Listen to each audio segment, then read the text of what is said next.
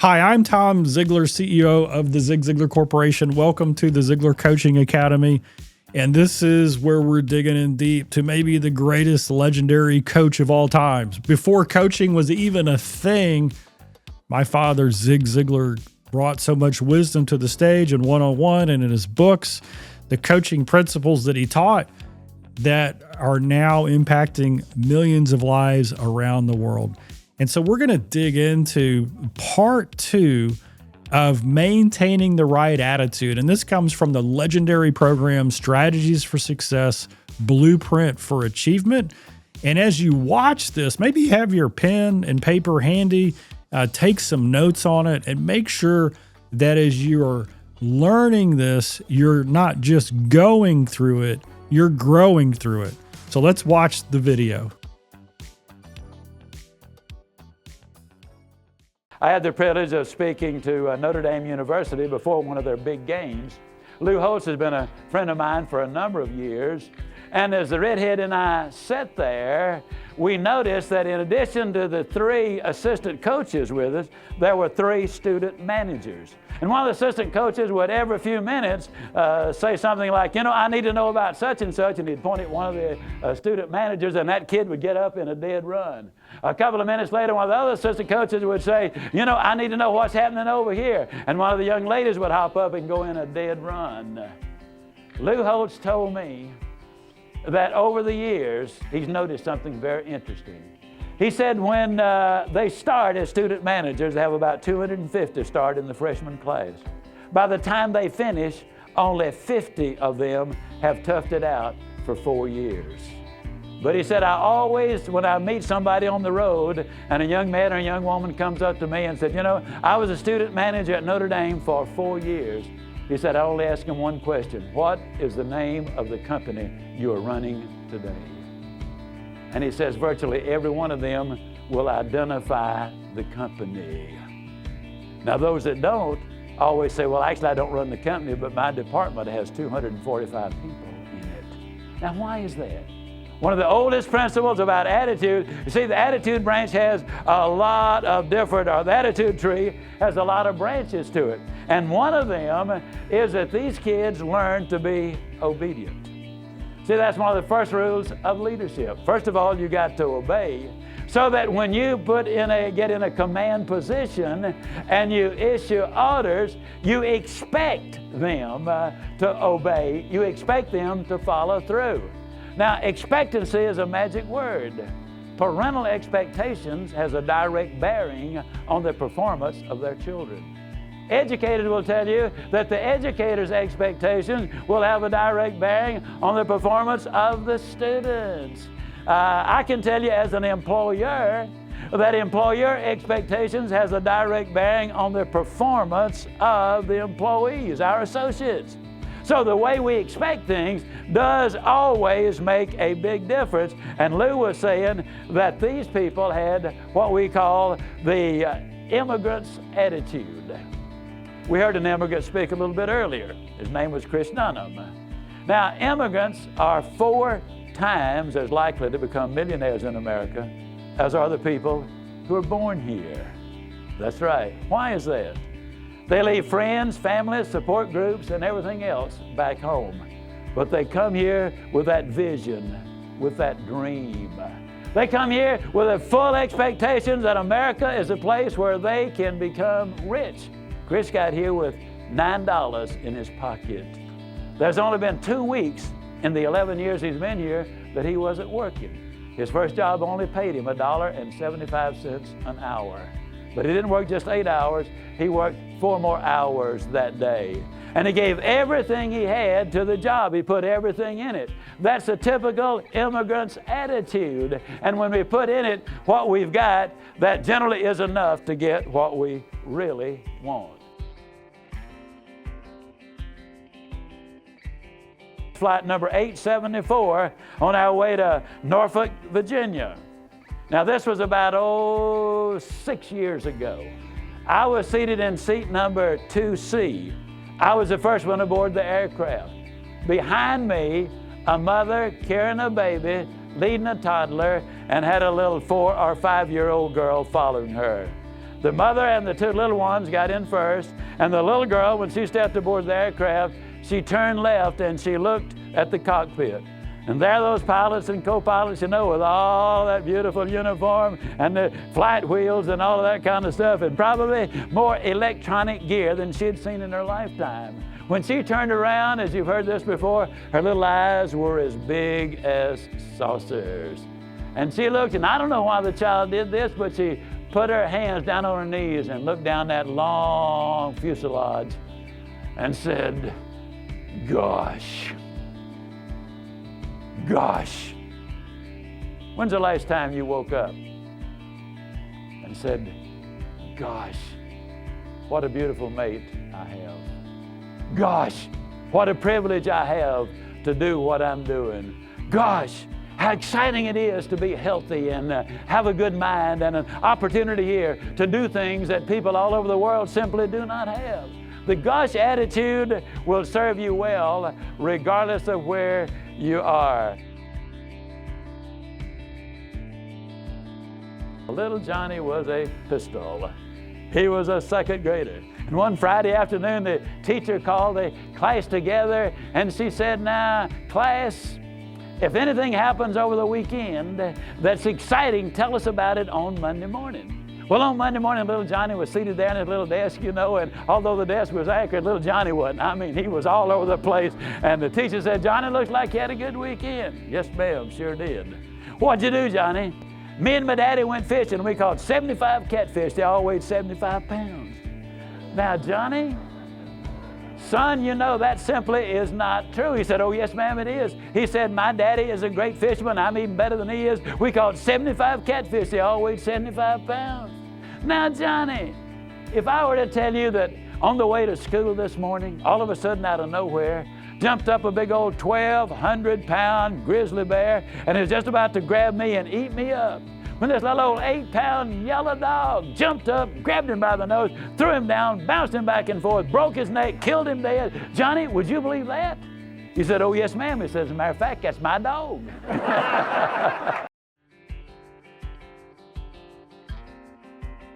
Several years ago, we had a series down at Meyer Symphony Hall.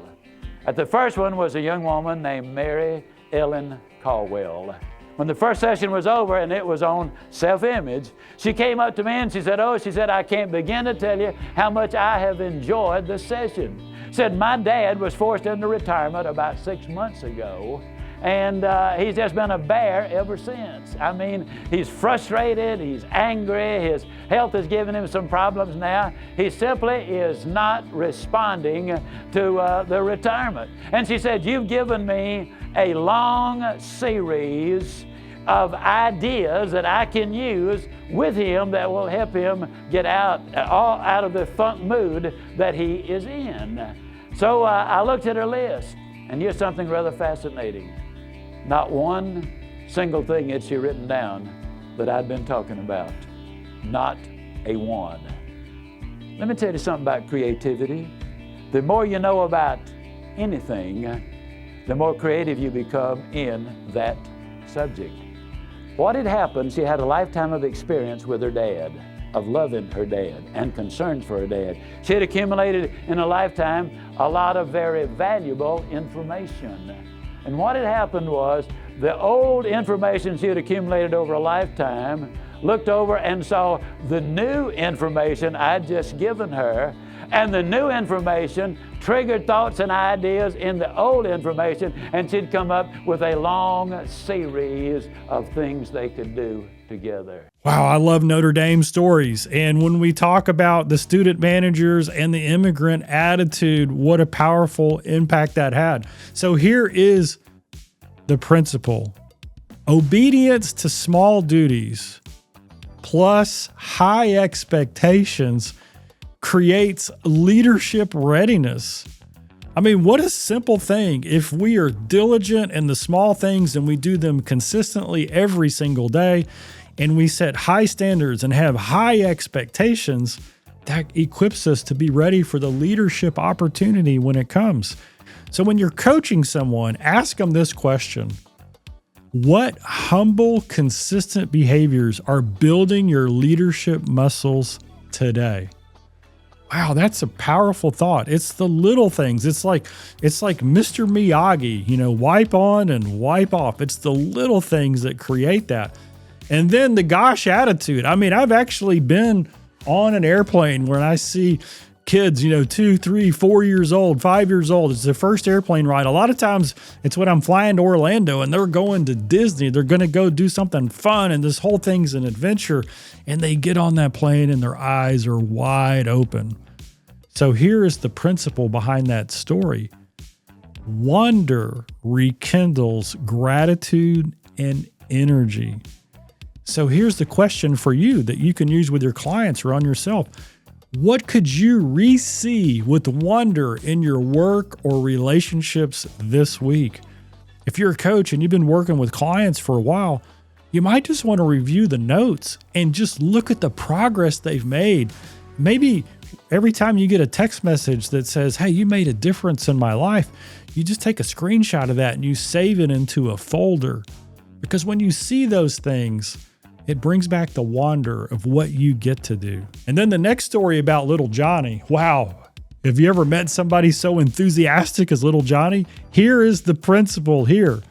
Enthusiasm can drift into exaggeration, but integrity keeps momentum trustworthy. So we've got to have this enthusiasm, but it's got to be with integrity. So here's a coaching question. Where might your enthusiasm need the guardrail of honesty to sustain trust? A lot of times we get into the trap of being over enthusiastic without actually doing the work and validating the results as we go along. What our people need and those we coach and our families want to see from us is that right combination of enthusiasm backed up with results. And then there's creativity. Wow, I love creativity. In fact, just an inside Ziglar story is at the end of Dad's life, before he had his brain injury and his fall, he was working on a book called The Creative Imagination. He felt like it was the biggest gift that he was given from God. So what about creativity? So here's the principle of creativity. New input cross-pollinates with lived experiences to unlock creative solutions. The more new things we learn, the more powerful things that help us grow as we intentionally develop ourselves to become the person God created us to become, the more it unlocks and connects the creative self that we have, because it goes back into all the things that we've accumulated over our lives, and it allows us to add to that, and that's where creativity sparks. So here is the coaching question. What fresh input could catalyze a solution to a long-standing personal challenge? What question could you ask yourself? What book could you read? What coaching question could you dig into that would allow you a new perspective on that thing that you're going through? All right, let's dig in and watch this next segment. I'm now going to get into something that I think is so important because it does deal with your health. And I got to tell you, Dr. Leland Hiller, who's a good friend of mine from Okeechobee, Florida, he's written a book called Life on the Border. Dr. Hiller points out some things that to me are absolutely fascinating. The borderline personality disorder has to do with something that is wrong with the limbic system. It also is an emotional problem. I work with a lot of psychologists and psychiatrists. They tell me across the board they will never work with more than one or two people who have this particular disorder. It is a medical problem and an emotional problem. They're in hills and valleys all of the time, and they simply are so difficult to work with. One or two is about the maximum that they can handle. In his career, and it's just now getting good started, he's worked with over 3,000 people with the borderline personality disorder. And here's what Dr. Hiller says. He says that what I do is I not only recommend, I prescribe that they read positive thinking books, that they listen to positive thinking tapes, that their treatment will never be complete until they do those things. They ought to read at least 15 minutes a day and listen to those tapes all the time. Then he gets to the nitty-gritty, the part I like the best. He says, now Zig's my favorite. He said he uses common sense and brings it in an entertaining way so that the people will listen and then listen again. And the bottom line is that, ladies and gentlemen, the results have been spectacular. I'm now going to get into a process, a procedure that I'm going to encourage you to follow. I will tell you, I've already alluded to it one time, this is the most powerful, the most significant, this most life-changing thing that you will ever encounter. It's the most important thing I've encountered as a speaker in all the years I've been doing this and have been writing about it. It's talking to yourself, saying the right things. I can tell you that listen to the tapes and using our little self-talk card, which comes in with your tapes, will make a vast difference in your life. Just for a couple of quick reviews, I can tell you that one of the PGA Tour players is a young man named Clark Dennis who lives over in Fort Worth, Texas. Clark says that the self-talk and the philosophy we preach and listen to the tapes helped him to qualify as a PGA Tour player. David Ogren said this, I could testify in a court of law that your tapes and your self-talk card are the things that enable me to win the Texas Quintera Open and enable me to win over $1,200,000 in the next 15 months and made 1997 the most rewarding that I have ever had in my golf career. Now, what is this process and how do we go about doing it? Well, every morning and every night, just like the Birmingham lady, this is what you need to do. Now, in your outline, we have listed there those qualities. First, let's look at the qualities that you used on your day before vacation, all right? Now, as we look at these qualities, here's what you want to do. Tonight, not tomorrow night, not tomorrow morning, tonight before you go to bed, you want to get in front of the mirror and you want to say, I, James Jones, or I, Susie Smith, am an honest, intelligent, goal-directed, organized. You go right down the list and you claim every one of those qualities. Now you might say, Zig, do I really have every one of them? Yes, you've got at least the seeds of every one of them. The Chinese raise a tree. It's a Chinese bamboo tree. They plant the seed, they water it, and they fertilize it, but the first year nothing happens. The second year they water it and they fertilize it, nothing happens. The third year they water it and they fertilize it, nothing happens. The fourth year they water it and they fertilize it and nothing happens. The fifth year they water it and they fertilize it, and sometimes during the course of that fifth year, the Chinese bamboo tree grows roughly 90 feet in about 6 weeks. But did it grow 90 feet in 6 weeks, or did it grow 90 feet in 5 years? The answer is obvious. 5 years.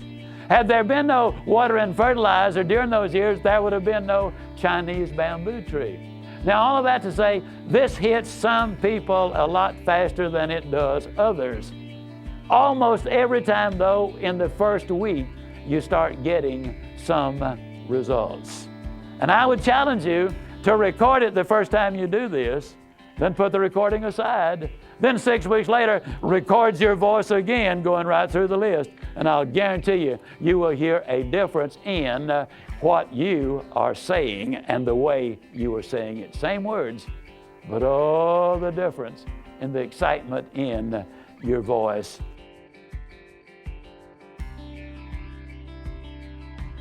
Let me tell you some stories. These stories just absolutely intrigue me. I never will forget when in October 1992, I was in Birmingham, Alabama. A gentleman from Montgomery, Alabama was there. When the seminar was over, he came up to me and he showed me a 5x7 card. He had written the qualities on that card. In those days, we had not put it on this little handy card that'll fit in your pocket or purse. So he had all of these qualities written out on that card. And he said, let me tell you, Mr. Ziglar, I was in Montgomery 3 years ago and heard you make this stuff. And he said, I wrote all those qualities down, and every morning and every night for the last 3 years, I've gone through that list. I said, well, what happened? He said, well, first of all, my income is up over 500%. 300% in the last year alone. Now, the man's in the real estate business. Can I refresh your memory just a little bit in case you've forgotten? Where was the real estate business in 1990, 1991, and 1992? It was horrible, was it not? It was in bad, bad shape. But he said, Mr. Ziglar, let me tell you the most exciting thing about it. It's not what the income means, although certainly I'm excited about that, but what it meant to my family. He said, let me confess what happened the very first day. I got in front of that mirror and I was going right down the list and I was doing real good until I got to the word punctual. And he said, Mr. Ziglar, when I said, and I'm always punctual, he said it was the biggest lie any human being has ever told. He said, I've never been on time for anything. I was late for school more times than any kid who ever graduated from Montgomery High School. He said, I was late for breakfast, lunch, and dinner. I was late for sales appointments. I was late for church. I was late for everything. And for me to stand there and look myself in the eye and say, I am always punctual, he said, it just struck me as being hilarious. He said, I must have laughed for 20 or 30 seconds. And he said, then all of a sudden, a horrible thought hit me. I was late on purpose. I planned to be late. But then something infinitely worse hit me. It showed that I was selfish, self-centered, conceited, vain, and arrogant. What I was saying to the people who always laughed and said, if you're going to see him at 12 o'clock, you better tell him the appointment is 11:30. He said, in my own mind, I didn't want to waste a minute of my time because it was too valuable. It's okay for them to wait there, but it's not okay for me to ever get there on time and then have to wait if they're not there.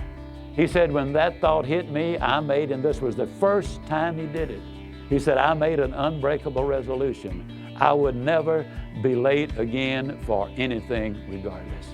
And he said, Mr. Ziglar, I can look you straight in the eye and say, in 3 years' time, I have never been late for anything. Incredible. Prescribing positive input. I think every doctor should do that. So here's the principle from Dr. Heller. Intentional mindset practices can clinically support emotional regulation. You can actually change your physical and emotional state by what you put into your mind. So here's a coaching question.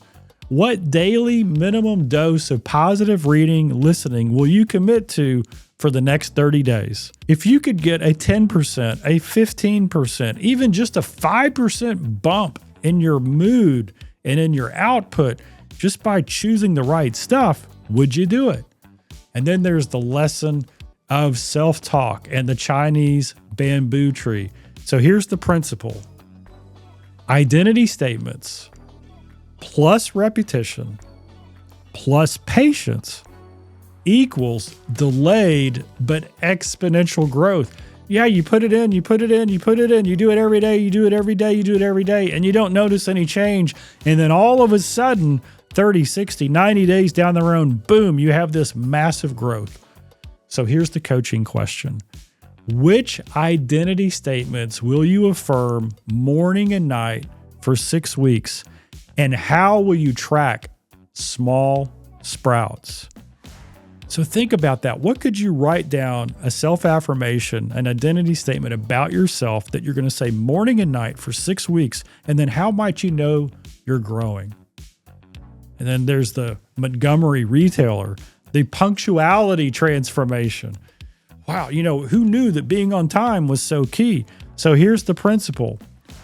Honest self-confrontation turns a weakness into a signature strength. Maybe if we just step back and we asked our family, we looked in the mirror, we asked our coworkers, hey, what's one thing I do that you think is holding us back that we could do a little bit differently? Like punctuality. Take their input and just meditate on that, and then ask yourself, what could I do in order to change that? So here's the coaching question. What habit, if flipped from weakness to strength, would most change your trajectory this quarter?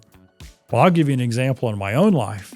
I used to drink sweet tea. I was weaned on sweet tea. I was having 5 or 6 glasses of sweet tea every day. That's like an extra 600 or 800 calories a day. Not good for my health. And I flipped that and I said, you know what? I'm just going to transform into drinking unsweet tea. Change my life. That one little thing. Because when you do a small step like that over time, it changes you. So what's the habit you have? If it's drinking sweet tea, switch to unsweet tea. If it's something else, what could that be? All right, let's dig into the video.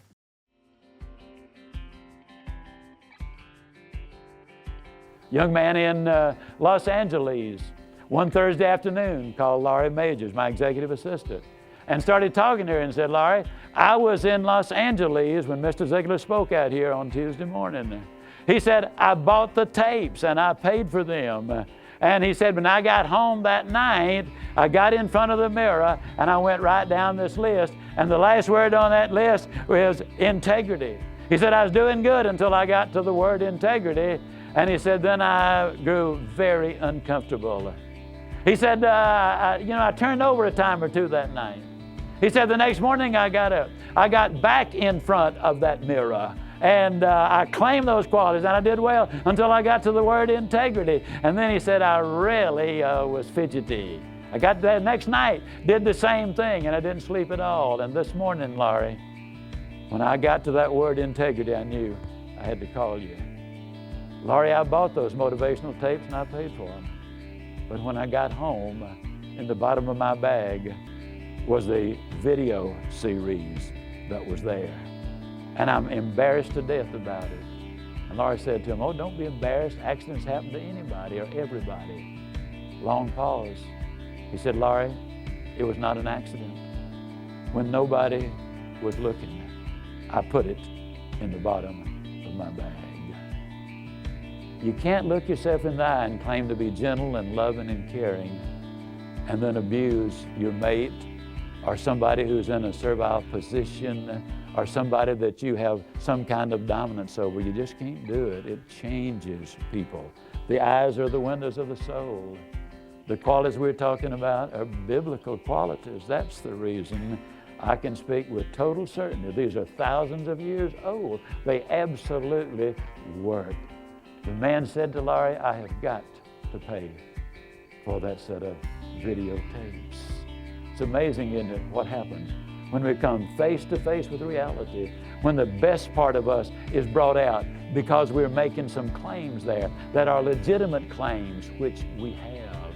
It's really astonishing. Dr. Joyce Brothers again says, you cannot consistently perform in a manner which is inconsistent with the way you see yourself. In 399 AD, St. Augustine put it this way, and I paraphrase him. He said, man travels hundreds of miles to gaze at the broad expanse of the ocean. He looks in awe at the heavens above. He stares in wonderment at the fields and the mountains and the rivers and the streams. And then he passes himself by without a thought. God's most amazing creation. That is you. And just in case you're still asking a question, but I'm so weak in so many of those qualities, I'm giving you biblical advice. Right out of the book of Joel, 3rd chapter, 10th verse. Let the weak say, I am strong. That's right. You know, a lot of these songs, those church songs that you love so much, not a thing in the world but first person, present tense, scripture, set to music. That's what it is. I'm talking about qualities here that will make an enormous difference in your life, in every phase of your life. It'll bring it into balance in a remarkable way. Got a letter from a young man this very week. He said, you know, the first 2 or 3 days I did this, I felt so uncomfortable. It felt so strange, looking in the mirror, talking to myself. But he said, less than a week later, I saw my dad again. And my dad bragged on me. And he said, for the first time in my life, he's done it a lot of times, but the first time I was able to accept his compliments. Wow, what a powerful story about the individual who had the integrity, the courage to return the tapes that they had accidentally borrowed. So what is the principle? Why is that so important? And believe me, all of us have done it. We've either stolen time or an idea or something material. There's so many ways that you can take something that's not yours. But how many of us have gone back and acknowledged that and gone and asked for forgiveness to make it right when that happens? But here's the principle. You can't maintain high performance with low integrity. Your self-image won't allow it. You cannot consistently perform in a manner inconsistent with the way you see yourself. So if you want to consistently perform with high integrity, that means you have to be a high integrity person. So here's the coaching question. Is there any small compromise you need to set right so your self-talk aligns with who you say you are? What about receiving compliments? The St. Augustine story, Joel 3:10, receiving compliments, powerful, powerful wisdom principles. But here's the one I want you to take away. Don't pass yourself by. Speak strength until you can receive it. Here's the coaching question. What truth about your God-given design will you choose to affirm and then practice receiving from others? You see, until we accept the gifts that we've been given and we believe in our own gifts and talents so that we can apply them, we're not able to reach our fullest potential. And so many times people will give a compliment and we just shove it off. Instead, don't dismiss their compliment. Honor them by telling them how much you appreciate the compliment and then sincerely reflecting on it. So here we go. We just finished up part 2 of maintaining the right attitude from the Strategies for Success Blueprint for Achievement. I hope you've enjoyed this. We're going to have another video coming up in Strategies for Success. It'll be video number 3, and it's going to be talking about building winning relationships. You're going to want to dig into that. If you benefited from this, if you learned something, if you want to go to that next level, and if you haven't already subscribed to our YouTube channel, go ahead and do that now. If you haven't made a comment below, go ahead and do that. Would love to hear from you. We'll be checking it. We'll be responding. And maybe there's somebody else you want to invite to this channel. Play these video segments with your team, with your family, and talk about it. What a great way to really grow together. Thanks for being here, part of the Ziglar Coaching Academy, and we'll see you again next time.